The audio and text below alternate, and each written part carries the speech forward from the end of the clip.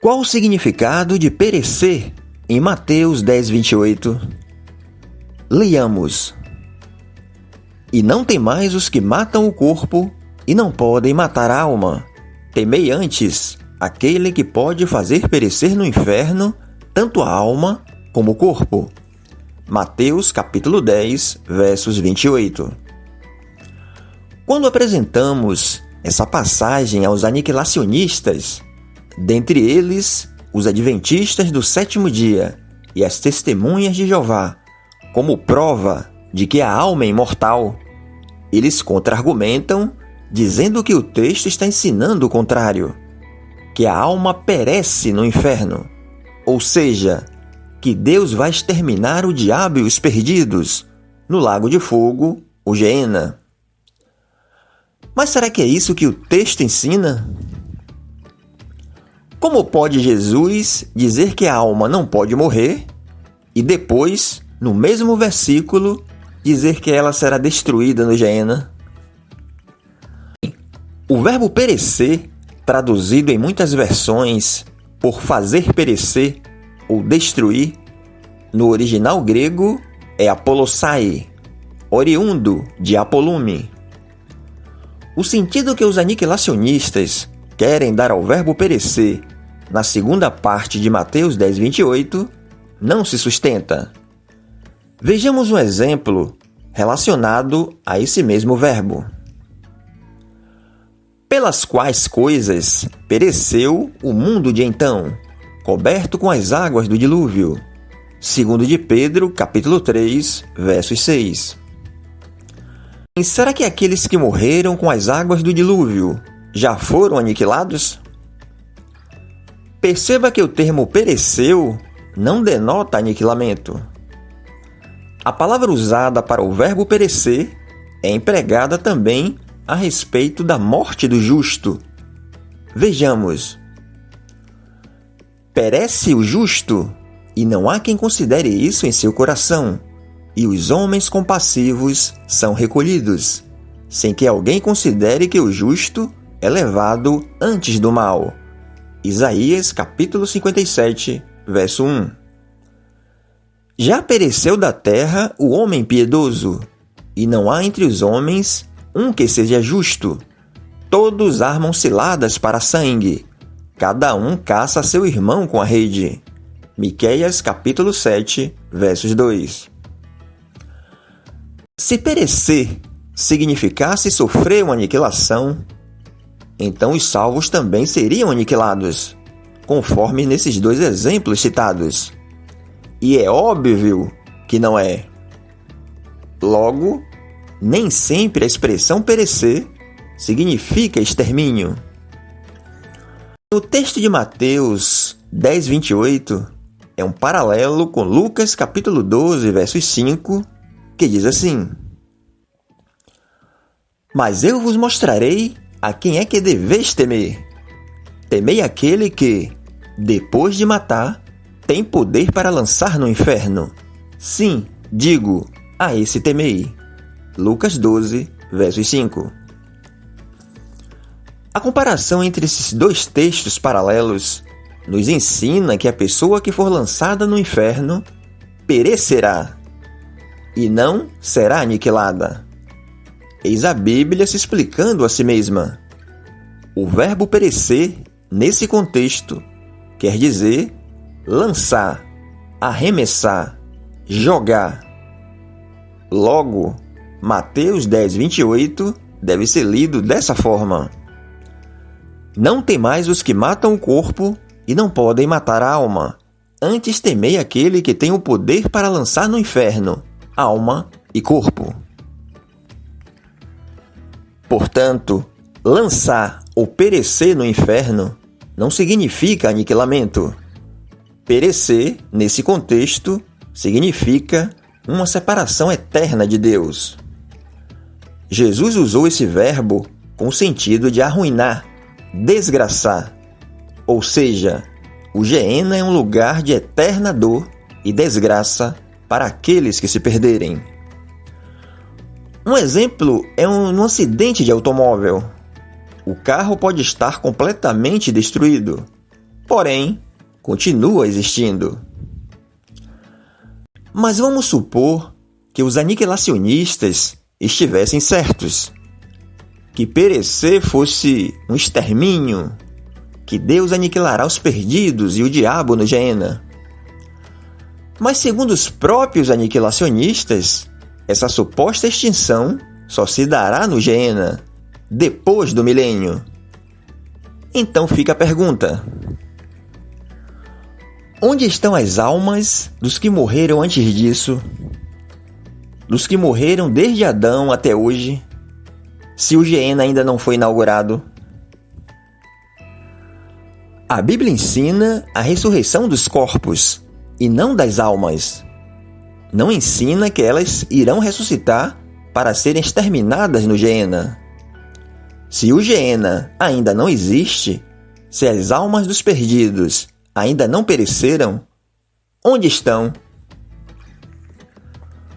Os aniquilacionistas podem até negar a imortalidade da alma, mas obrigatoriamente terão que admitir o estado intermediário, pois sabemos que a alma não fica vagando por aí. Essa pergunta os aniquilacionistas precisam responder. Uma outra pergunta que fica para os aniquilacionistas responderem é a respeito da ressurreição do corpo. Leiamos a passagem. Mas alguém pode perguntar: como ressuscitam os mortos? Com que espécie de corpo virão? Insensato! O que você semeia não nasce a não ser que morra.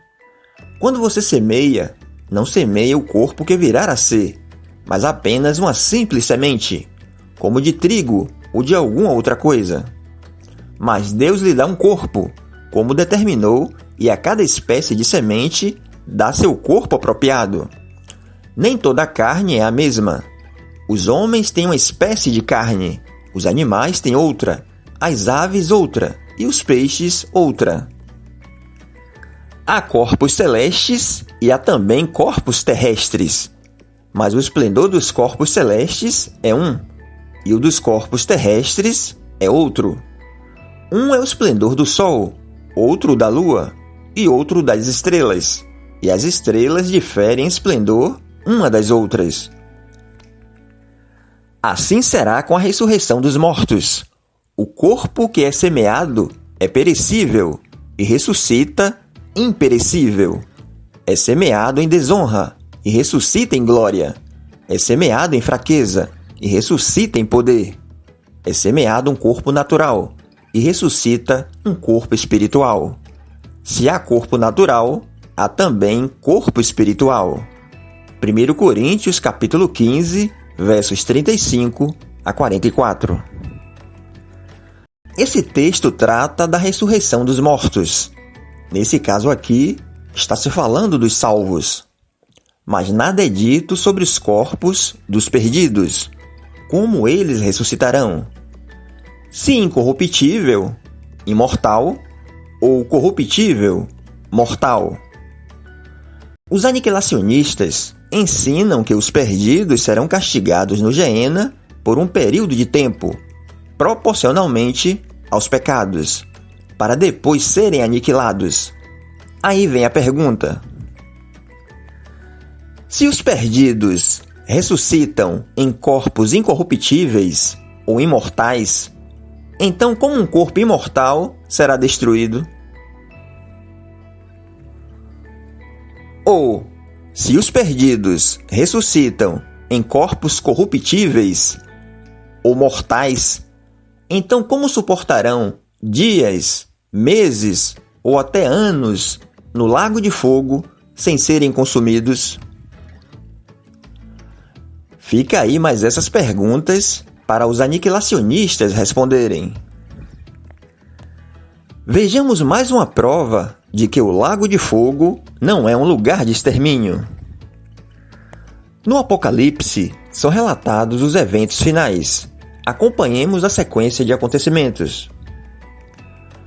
Mas a besta foi aprisionada, e com ela o falso profeta, que com os sinais feitos diante dela, seduziu aqueles que receberam a marca da besta e eram os adoradores da sua imagem. Os dois foram lançados vivos dentro do lago de fogo que arde com enxofre. Ele segurou o dragão, a antiga serpente, que é o diabo, Satanás, e o prendeu por 1000 anos. Quando, porém, se completarem os 1000 anos, Satanás será solto da sua prisão.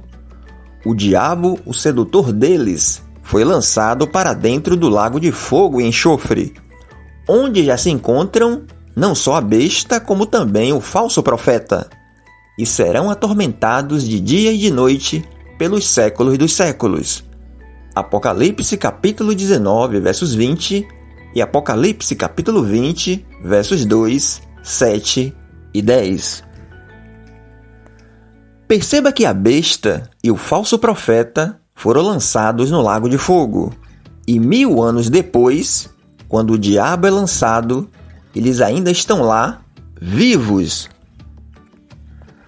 Ora, o castigo na concepção dos aniquilacionistas não é um extermínio? Então o que a besta e o falso profeta estavam fazendo vivos no lago de fogo depois de 1000 anos? Apocalipse 20:10 mostra Satanás sendo lançado no lago de fogo, mas não mostra ele sendo aniquilado. Apocalipse 20:15 mostra os perdidos sendo lançados no lago de fogo, mas não mostra eles sendo aniquilados, mas sendo atormentados pelos séculos dos séculos. Como alguém pode ser aniquilado, exterminado, deixar de existir e ser atormentado pelos séculos dos séculos?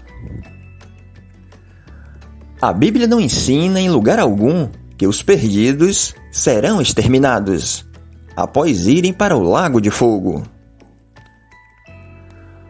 Portanto, o argumento usado pelos aniquilacionistas em Mateus 10:28, em dizer que o verbo perecer significa aniquilamento, não se sustenta na palavra de Deus.